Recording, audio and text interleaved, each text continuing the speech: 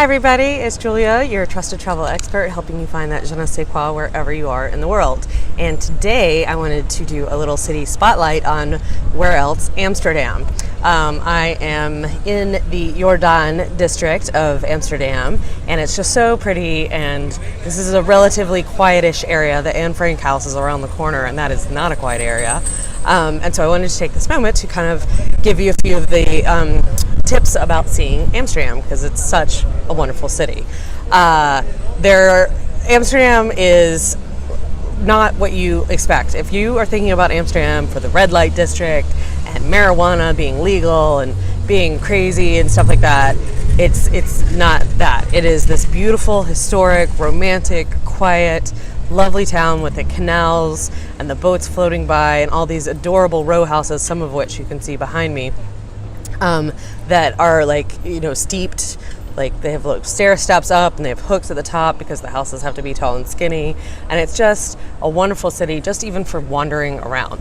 Just wandering around, going in funky shops, dodging bicycles. There are bicycles everywhere here that you do have to be careful of, and do have to really watch yourself when you're crossing the street, no matter where you are. So that's one of the top things to do in Amsterdam, is just wander around. Now, that's not at all the only thing to do. There's a bazillion museums here. There are really amazing museums. The Rijksmuseum is the national museum, and that holds all the old masters like Rembrandt, the paintings, but it also holds a lot of Dutch history.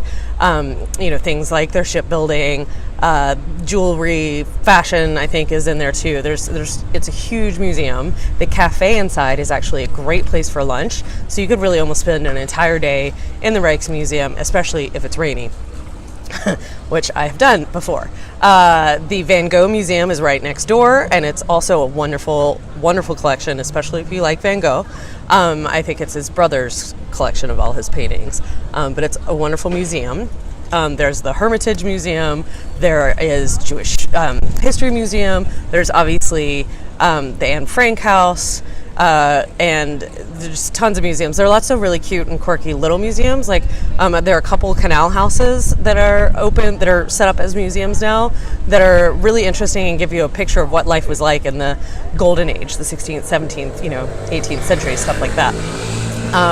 The one tip about all of the museums, specifically the Rijksmuseum and the Van Gogh Museum, is you do need to pre-buy tickets. And I mean, you can do this the night before. It's not like they sell out, but you don't want to have to wait in line at those museums, because they do get very, very crowded and have very long lines.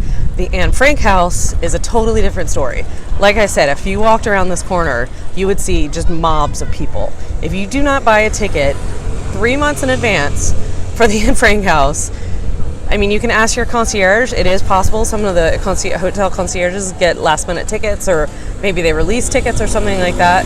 But if you don't get tickets really far in advance, you're going to be waiting in line if you want to go see the museum and the house where Anne Frank hid for 22 months.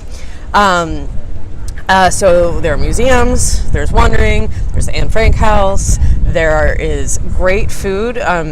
Not only is there Dutch food, we just had delicious apple pies that are really kind of typical here, but because of the spice trade and the East India Trading Company that was starting here, and the colonies that Amsterdam had, there's a really amazing Indonesian food. So that's what we are going to do tonight, is have some really cool Indonesian food. It's delicious. It is a bit spicy, but so that is something that you should definitely try and do. You can, of course, go to a coffee shop and have, a little marijuana, maybe in a brownie or something like that. If, you're interested in checking out that experience, that's definitely on the list to do. And then I feel like I'm forgetting things. There's so many. There's Dam Square, there's Rembrandt Square. There's really just wander around the city. It's an amazing city. Down that away is the 9 Streets district, and that's really cute shops and really cute, lots of little canals like this. This is one of the main canals. This is a bigger one, but it's just such a fascinating city, and I really hope that you take the chance to come here for at least a couple days. So that's it for this week, and I will talk to you next week. P.S. I knew I'd forgotten something when I was telling you about all the fun things there are to do in Amsterdam, and it was riding a canal boat. You can either ride in one of those that's over my shoulder, which are sort of, glass window topped in case it's raining, which I think it's about to do, or you can even rent a little boat that's open air, little private boat, but you have to ride around the canals when you're in Amsterdam because it's just absurdly adorable and romantic and all the adorable bridges, and then you're not getting run over by bikes, so it's great. So that's it for this week. I'll talk to you next week.